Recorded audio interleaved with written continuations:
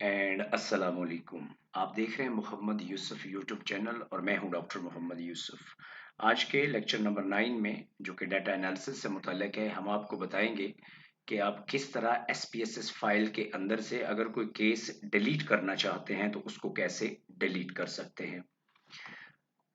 देखें जी, once you prepare your data file, जब आपकी डाटा फाइल जो आप प्रिपेयर करना चाहते हैं, चाहे वो आपने मैनुअली उसमें डाटा एंटर किया है या आपने गूगल फॉर्म से उसको इंपोर्ट किया है एसपीएसएस के अंदर, या आपने उसको एक्सेल शीट से इंपोर्ट किया है एसपीएसएस के अंदर, या किसी और सोर्स से आपने उसको इंपोर्ट किया है, तो once your data file is ready, यानी एसपीएसएस के अंदर आपने फाइल तैयार कर ली है, उसके अंदर जितने भी केसेस हो, 100 हो, 200 हो, 1000 हो, 5000 हो, जो भी आपका सैंपल साइज था उसके मुताबिक sometime you have to make changes to it. तो लेकिन बाज़ औक़ात आपको क्या करना पड़ता है कि आपको उस डाटा फाइल के अंदर चेंजेस करना पड़ती हैं, यानी आपको कोई केस ऐड करना पड़ सकता है या केसेस ऐड करने पड़ सकते हैं। टू डिलीट अ केस आपको केस डिलीट करना पड़ सकता है या केसेस डिलीट करने पड़ सकते हैं। That's why I put S in brackets. So case is singular and then S is of course cases. To add variable और वेरिएबल्स, यानी आपको कोई वेरिएबल ऐड करना पड़ सकता है या वेरिएबल्स ऐड करने पड़ सकते हैं। टू डिलीट वेरिएबल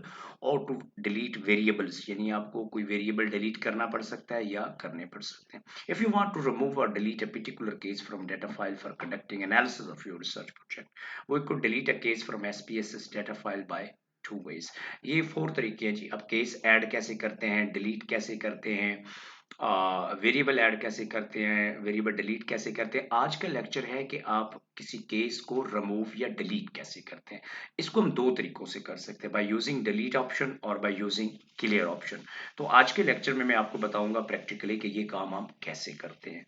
तो आइए आपको लेके चलते हैं एसपीएसएस डाटा फाइल के अंदर और आपको बताते हैं कि प्रैक्टिकली आप डाटा फाइल के अंदर से ये काम कैसे कर सकते हैं। इसको हम मिनिमाइज करते हैं जी, और we go to data file. Here I have already opened SPSS. This is my SPSS file, variable view है, and this is a data view. So let's come here. These are the cases. One case, so this is ID1.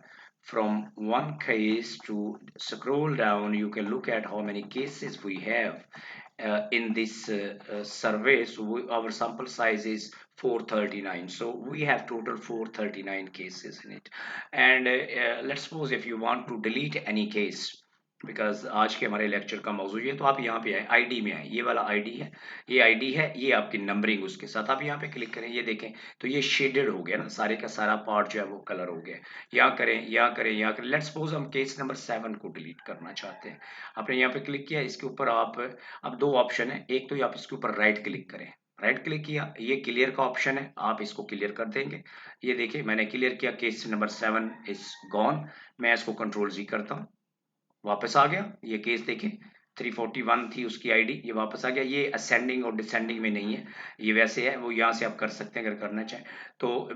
एक ये है कि आप इसको यहाँ से clear, दूसरा ये है कि you go to the data view and you then go to the delete case. It's gone. Okay, because that was 341, it's a 300. I again control Z, the case will come back 341. And the other one is you select this, you cursor के साथ इसको right click करते हैं और आप अपने keyboard से delete का बटन दबाते हैं। ये देखिए, ये 341 है, मैं डिलीट का बटन दबाऊंगा, delete, and then it's gone, 400 उसकी जगह पे आ गया।